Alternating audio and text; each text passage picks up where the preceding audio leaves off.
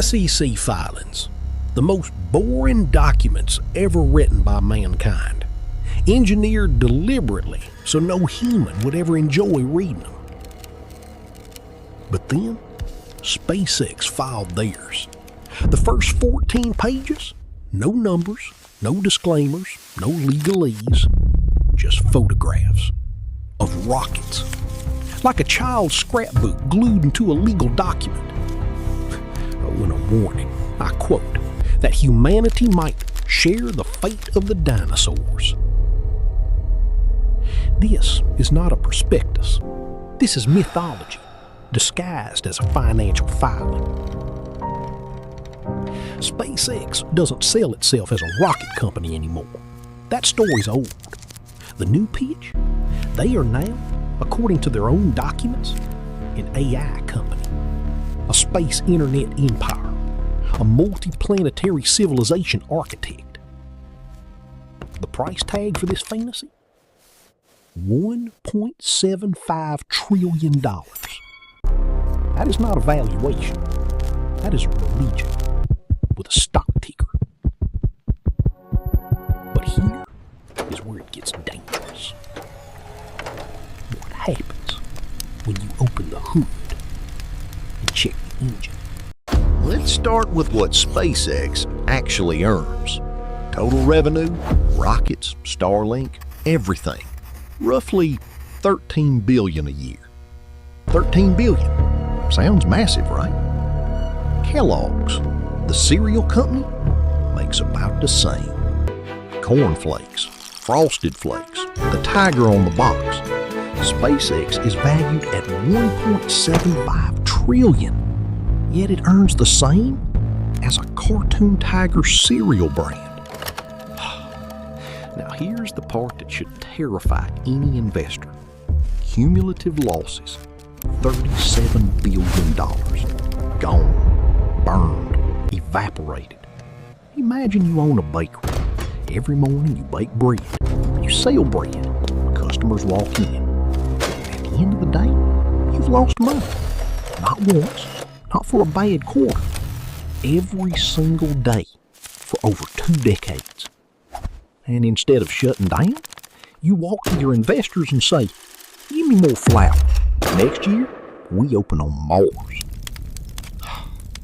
That is SpaceX, a bakery that has never turned a cumulative profit, burning $9 billion in a single year, $25 million a day, vanishing into exhaust fumes.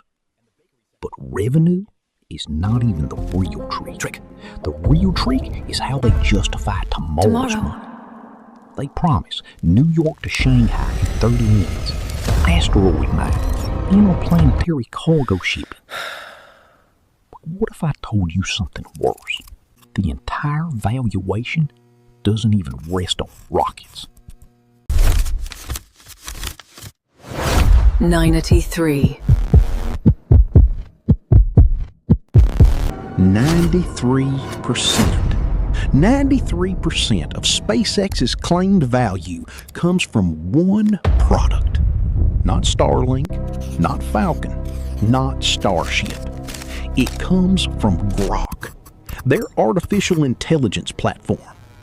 Let me explain what a valuation driver is. Imagine you're selling your house. The house itself is worth $200,000, but you tell the buyer there's oil underneath the backyard. Beneath. Suddenly, the price jumps The backyard. to $5 million. The buyer isn't paying for the house anymore. They're paying for oil they've never seen. That oil is Grok, and that house is SpaceX. Here is the devastating part. Grok is not leading the AI race. It's not even competitive. Benchmarks rank it behind OpenAI, behind Google, behind Anthropic. A mid-tier chatbot wearing a $1 trillion suit. And it gets worse. SpaceX built a massive GPU cluster, 100,000 chips, supposedly to train Grok. But the SEC filing quietly reveals something. They rent those GPUs out to other companies their competitors, the very companies beating them in AI. Imagine building the world's largest kitchen to cook your food, then renting it to the restaurant next door because your chef can't figure out the recipe. That is not an AI strategy. That is a landlord cosplaying as a tech visionary. Even SpaceX's own engineers, according to internal reports, prefer using ChatGPT over Grok. So the rockets bleed money. The AI is a facade. Surely the people running this show protect investor interests. What about that?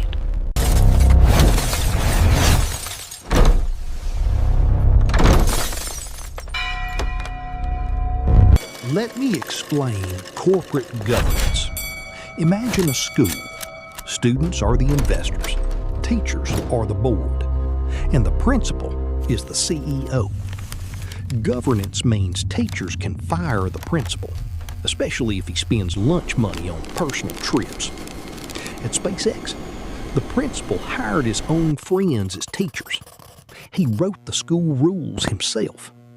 And if any student complains, the complaint goes directly to the principal's personal mailbox. Elon Musk controls SpaceX through dual-class shares. His shares carry 10 times the voting power. Even if every outside investor voted against him unanimously, he could overrule them all, alone. The filing states something very deep in careful legal language around page 200. Investors effectively waive their right to sue in most circumstances. The jurisdiction? Texas. Not Delaware. Texas. Texas. Then there are the self-dealing transactions. SpaceX purchased a fleet of Cybertrucks from Tesla. Both companies controlled by the same man. The filing calls these related party transactions. He also granted himself restricted stock tied to reaching Mars. Since nobody's reached Mars, the accounting cost is recorded at zero. Free equity. No financial accountability. No shareholder power. No independent oversight. The man running the show buys from his own company, grants himself free stock, and picks the legal system that shields him. Which leads to the final and most terrifying question. What exactly is holding this structure together?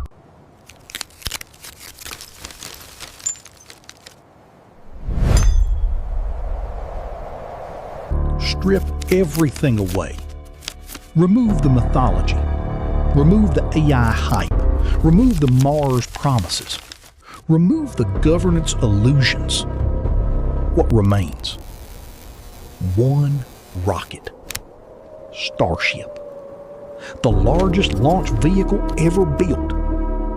The thing supposed to make Mars colonization real.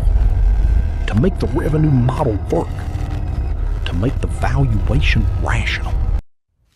And as of today, Starship has never successfully landed. Not once, not a single time, without exploding.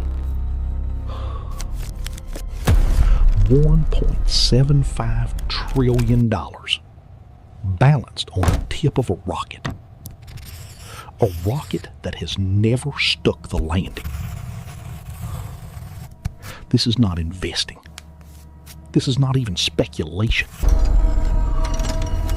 This is what happens when financial systems stop pricing earnings and start pricing feelings instead. But SpaceX is not alone. The investigation is over. Until it isn't.